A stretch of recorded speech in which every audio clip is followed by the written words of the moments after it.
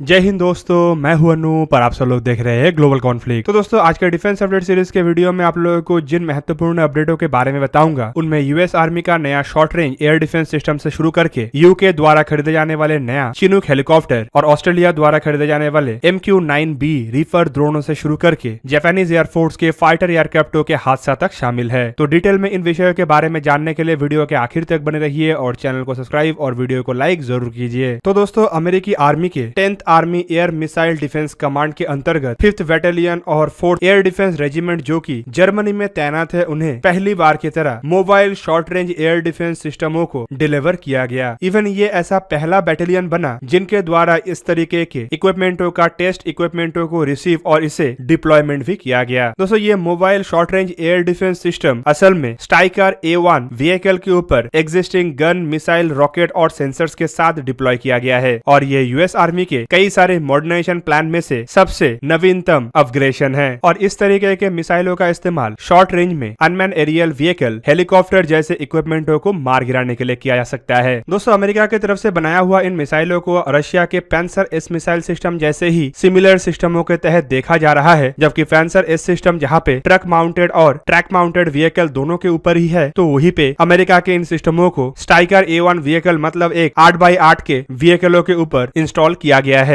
और दोस्तों इस तरीके के सिस्टम को शॉर्ट रेंज सिस्टम के साथ साथ मोबाइल सिस्टम इसीलिए भी कहा जाता है क्योंकि ये काफी फ्लेक्सिबल और एक जगह से दूसरी जगह काफी आसानी से इसे लिया जा सकता है। बेसिकली ऐसे सिस्टमों को ग्राउंड ट्रूप्स के साथ साथ आगे बढ़ाया जाता है ताकि ग्राउंड ट्रूप्स के प्रोटेक्शन को सुनिश्चित किया जा सके। इवन इसके अलावा मीडियम और लॉन्ग रेंज के भी ऐसे मोबाइल सिस्टम होता है, लेकिन शॉर्ट रेंज के इन सिस्टमों को सबसे करीब और सबसे आखिरी एयर डिफेंस के रूप में देखा जाता है। चलिए दोस्तों अब दूसरा अपडेट मतलब यूनाइटेड किंगडम की तरफ से खरीदे जाने वाले चिनूक हेलीकॉप्टर के बारे में जानते हैं। तो दोस्तों हाल ही में कुछ जानकारियों में बताया गया है कि यूनाइटेड किंगडम द्वारा 14 H-47ER चिनूक हेलीकॉप्टर और उसके रिलेटेड इक्विपमेंटों को खरीदने का इरादा बनाया जा रहा है, जिसका लागत करीबन $2 बिलियन के आसपास हो सकता है। ब्लूमबर्ग के रिपोर्ट के मुताबिक यूनाइटेड किंगडम पेंटागन के साथ इन हेलीकॉप्टरों के फाइनल डील को संपूर्ण करने के लिए बातचीत कर रहा है, जबकि यूके का कहना यह भी है कि महामारी को देखते हुए यूके द्वारा ज्यादा से ज्यादा 3 साल के डिलीवरी टाइमलाइन को निर्धारित किया जाएगा। मतलब यूके को 3 साल के अंदर ऐसे हेलीकॉप्टरों का डिलीवरी चाहिए। इवन दोस्तों बोइंग कंपनी की तरफ से यह भी जानकारी दिया गया है कि अगर कंपनी को बड़े मात्रा में चिनूक हेलीकॉप्टरों का ऑर्डर नहीं मिलता है तो बोइंग द्वारा फैसिलिटी को बंद किया जा सकता है और इसी वजह से बोइंग फिलहाल कस्टमरों का तलाश भी कर रहा है। इवन बोइंग के जो फैसिलिटी है ये सालाना 18 चिनूक हेलीकॉप्टरों को निर्माण कर सकता है और फिलहाल अमेरिका की तरफ से ऐसा नया हेलीकॉप्टर खरीदने के लिए कोई नया ऑर्डर नहीं दिया जा रहा है और फिलहाल जितना ऑर्डर है उसे देखते हुए ये भी बताया जा रहा है कि सभी के सभी हेलीकॉप्टरों की डिलीवरी 2030 तक समाप्त हो सकता है और इसी वजह से बोइंग फिलहाल एग्रेसिवली इन हेलीकॉप्टरों के कस्टमरों को तलाश कर रहा है। दोस्तों बोइंग और रॉयल एयरफोर्स के बीच में रिश्ता कई दशक पुराना है और फिलहाल बोइंग रॉयल एयरफोर्स को कई सारे आधुनिक और बेहतरीन इक्विपमेंटों का भी सप्लाई करता है। इवन रॉयल एयरफोर्स में सर्व किए जाने वाले पुराने 60 चिनूक हेलीकॉप्टरों का देखरेख भी बोइंग कंपनी की तरफ से किया जा रहा है। और दोस्तों यहाँ पे जो H-47ER चिनूक हेलीकॉप्टर के बारे में कहा जा रहा है, ये असल में CH-47 चिनूक हेलीकॉप्टर के ही एक मरीन वर्जन है और यहाँ पे ER मतलब एक्सटेंडेड रेंज है। दोस्तों चिनूक हेलीकॉप्टर दुनिया के कई सारे देशों के द्वारा इस्तेमाल किए जाने वाले एक मीडियम वेट के हेलीकॉप्टर है जो हाल ही में भारत द्वारा भी हासिल किया गया है। इन हेलीकॉप्टरों को ऑपरेट करने के लिए 3 क्रू मेंबर का जरूरत पड़ता है और इसका कैपेसिटी 33 से 55 ट्रूप्स को कैरी करने का है, जबकि इसमें 24 स्ट्रेचर या फिर 10,886 किलोग्राम के पेलोड को भी लादा जा सकता है। हेलीकॉप्टर का लंबाई करीबन 30 मीटर और फ्यूसेलाज का लंबाई करीबन 16 मीटर है, जबकि इसका फ्यूसेलाज का चौड़ाई करीबन 3.78 मीटर और इसका हाइट करीबन 5.77 मीटर है। हेलीकॉप्टर के एम्प्टी वेट करीबन 11,148 किलोग्राम और मैक्सिमम टेक ऑफ करीबन 22,680 किलोग्राम है। इसमें 2 इंजनों का इस्तेमाल किया गया है और यह अधिकतम 310 किलोमीटर पर आवर के रफ्तार से ट्रैवल कर सकता है। अधिकतम इसका रेंज करीबन 740 किलोमीटर है और ये 6,100 मीटर के ऑल्टीट्यूड तक जा सकता है। दोस्तों अब चलिए तीसरा अपडेट मतलब ऑस्ट्रेलिया द्वारा खरीदे जाने वाले MQ-9B reaper unman aerial vehicle के बारे में जानते हैं। हाल ही में कुछ खबरों में बताया जा रहा है कि अमेरिका के द्वारा ऑस्ट्रेलिया को हथियारों से लैस $1.6 बिलियन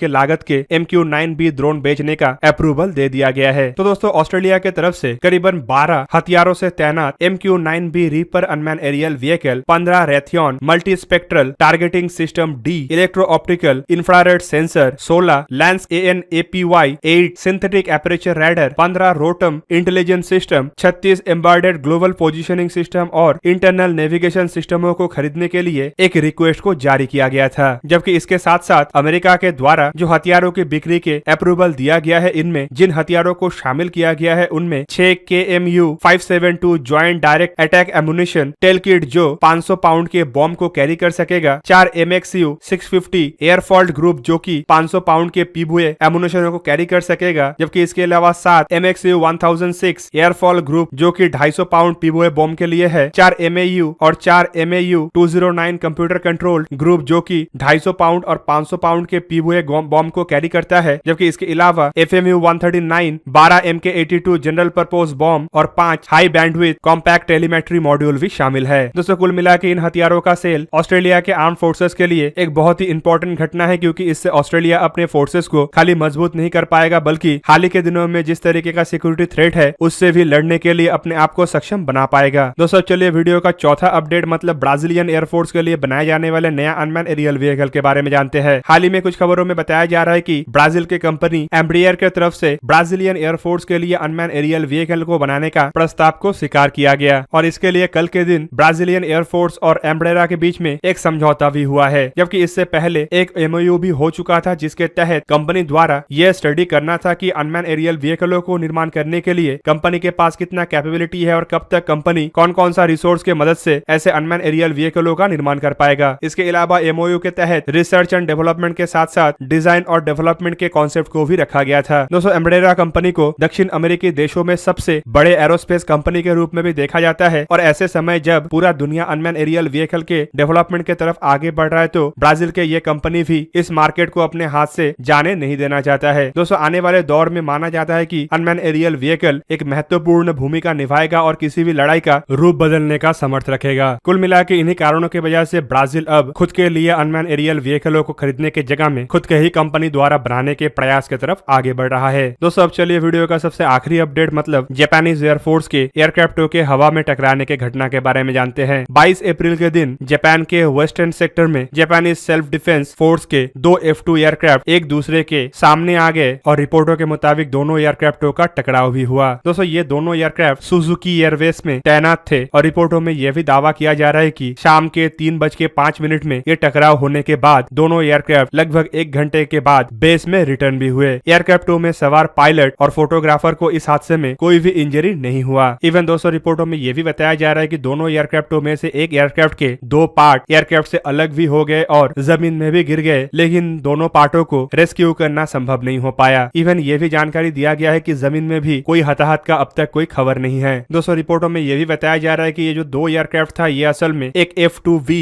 जो कि F-16 के बेस में बनाया हुआ जापानीज एयरफोर्स के F2 सीरीज के ट्विन सीटेड एयरक्राफ्ट है, जबकि दूसरा एक F2A मतलब सिंगल सीटेड एयरक्राफ्ट था। दोनों एयरक्राफ्ट में जब टकराव हुआ तो F2A एयरक्राफ्ट के नोज सेक्शन F2V एयरक्राफ्ट के वर्टिकल टेल सेक्शन से टकराए और कॉलिजन के वजह से F2V एयरक्राफ्ट के 2 हिस्सा एयरक्राफ्ट से अलग होके नीचे गिर गया। दोस्तों इवन ये भी बताया जा रहा है कि दोनों एयरक्राफ्ट लगभग शाम के 3 बजे टेक ऑफ किया था, मतलब टेक ऑफ के 5 मिनट के बाद ही ये हादसा हुआ और हादसे के समय दोनों एयरक्राफ्ट माउंट हैनाओ के ऊपर सिर्फ 670 मीटर के ऊंचाई पे था। मतलब ये एक बहुत बड़ा हादसे का रूप भी ले सकता था अगर जापानीज एयरफोर्स के पायलटों के द्वारा सही समय पे सही डिसीजन ना लिया जाता। तो दोस्तों ये था आज का वीडियो। अगर आपको वीडियो अच्छा लगा तो उसे लाइक कीजिए और मेरे चैनल को सब्सक्राइब कीजिए और साथ में बना हुआ बेल आइकन को भी प्रेस कर दीजिए ताकि आप मेरा वीडियो देख पाए सबसे पहले। जय हिंद।